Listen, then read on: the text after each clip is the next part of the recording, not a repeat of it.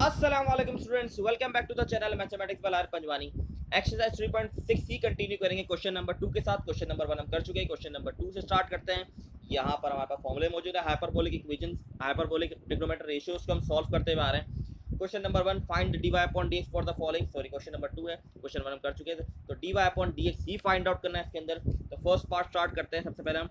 तो यहाँ पर हमारे पास y के बराबर है, यहाँ पर x और cos h inverse x multiply हो रहे हैं। यहाँ पर मुझे मल्टीप्लिकेशन का फॉर्मूला लगाना पड़ेगा और यहाँ पर हम डायरेक्ट रूट हटाएंगे तो 1/2 आएगा और वही 1/2 नीचे ऊपर से माइनस, वही बेसिक कॉन्सेप्ट वही है।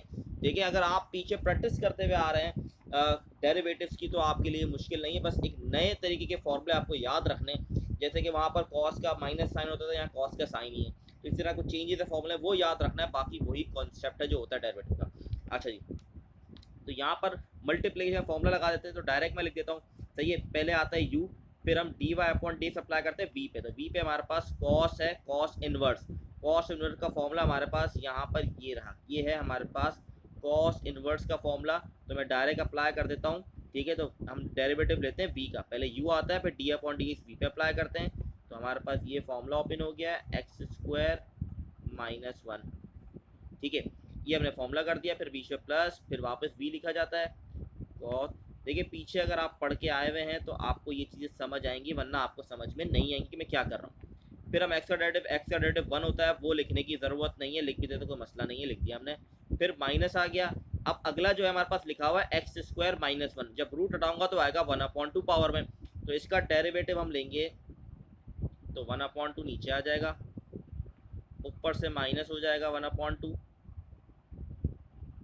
तो ये हो जाएगा 1/2 माइनस 1, ठीक है। यहाँ पर हमारे पास पावर में आ जाएगा 1/2,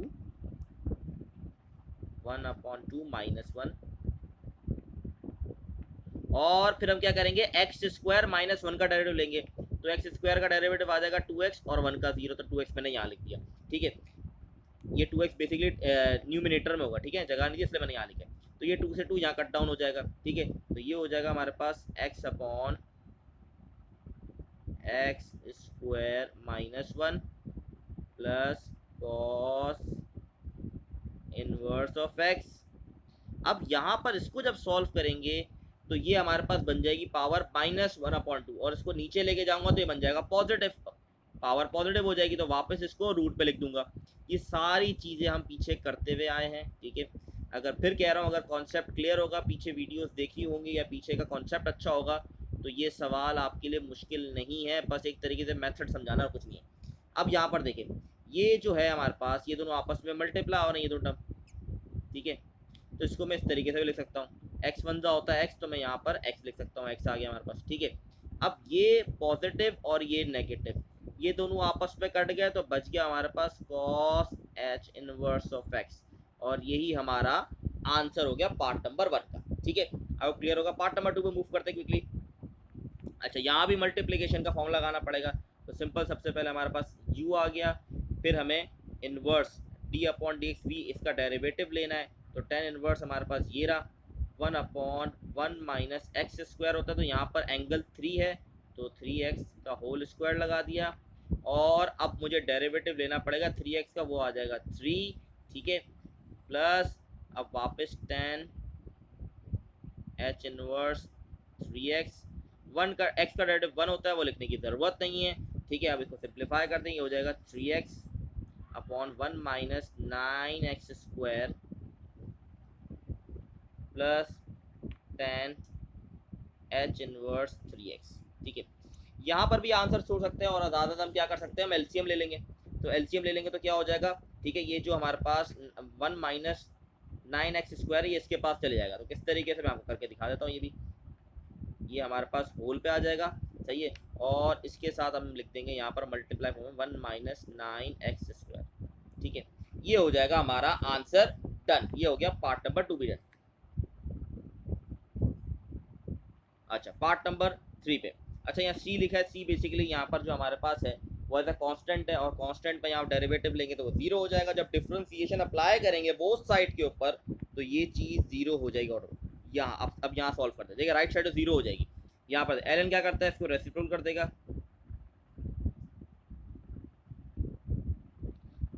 ln का एंगल क्या है, कॉस इनवर्स ऑफ एक्स। तो कॉस इनवर्स का हमारे पास फॉर्मूला है 1/रूट के अंदर एक्स स्क्वायर माइनस 1। ठीक है, ये होगा डेरिवेटिव इसका। और कॉस का जो एंगल है वो एक्स से, एक्स का डेरिवेटिव 1 होता है, वो लिखने की जरूरत नहीं। इसी तरह अब यहाँ पर साइन का हमारे पास क्या होता है 1/,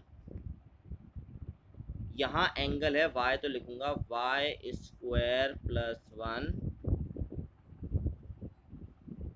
वाई स्क्वायर प्लस 1। अब यहाँ पर क्या होगा, क्योंकि y जो है डिपेंडेंट वेरिएबल, तो ये बन जाएगा dy/dx इक्वल टू 0। सही है, dy/dx इक्वल टू 0। अब ये वाली चीज़ जो है, ये इसको मैं इक्वल टू की दूसरी साइड पे ले जाऊंगा। ठीक है, क्योंकि dy/dx निकालना है मैं, तो इक्वल दूसरी साइड चले जाएगी। और यहाँ पर हमारे पास d/dx के साथ क्या बच जाएगा, यहाँ बच जाएगा 1/y स्क्वायर प्लस 1। ये हो गया हमारे पास 1/cos h inverse of x square minus 1। ठीक है, और यहाँ पर dy/dx एज इट इज रहा। ठीक है, अब यहाँ पर dy/dx हमें निकालना है, तो इस चीज़ को यहाँ से हटाना पड़ेगा। ठीक है, अच्छा ये माइनस में हो जाएगा, एक और चीज़, ये माइनस आ जाएगा यहाँ पर। ठीक है, क्योंकि ये प्लस हो रही थी चीज़, जब इक्वल टू के वाले जो माइनस चला जाएगा। अब यहाँ पर dy/dx निकालना है, तो ये वाई स्क्वायर प्लस 1 डिवाइड में, तो वहाँ जाके चले जाएगा मल्टीप्लाई की फॉर्म में, तो ये ऊपर आ जाएगा। तो ये बन जाएगा रूट के अंदर माइनस बाहर रहेगा, y square plus 1 divided by cos h inverse x, root के अंदर हमारे पास एक्स स्क्वायर माइनस 1। ये हो गया हमारा पार्ट नंबर 3 भी डन। ठीक है, चलें क्विकली मूव करते हैं नेक्स्ट पार्ट के ऊपर। हम पार्ट नंबर 4 सिंपल इसी तरीके से। पार्ट नंबर 4 मैं कहूँगा आप लोग खुद ट्राई करें। ठीक है, पार्ट नंबर बिल्कुल ऐसा ही है जैसे किया हुआ है।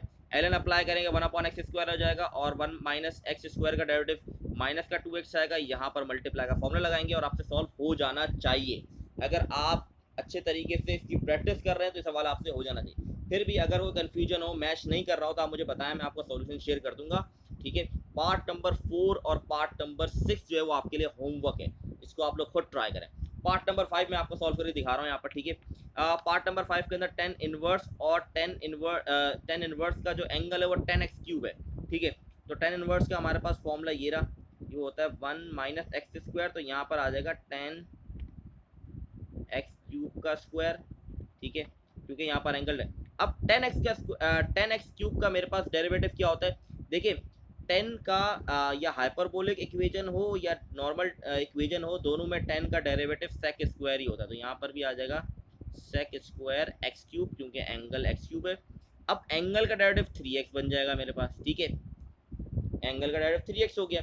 अब सिंपल हमारे पास ये आंसर आ चुका है। ठीक है, तो अब किस तरीके से करेंगे देख लेते हैं। हम सिंप्लीफाई कर देंगे, यहाँ ऊपर हम लिख देंगे, हमारे पास हो जाएगा 3x हमारे पास यहाँ पर आ जाएगा।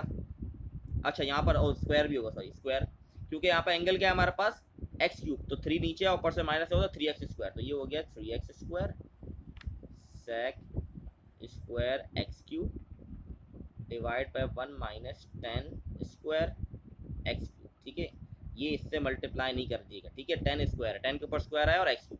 ये हो गया हमारा आंसर डन।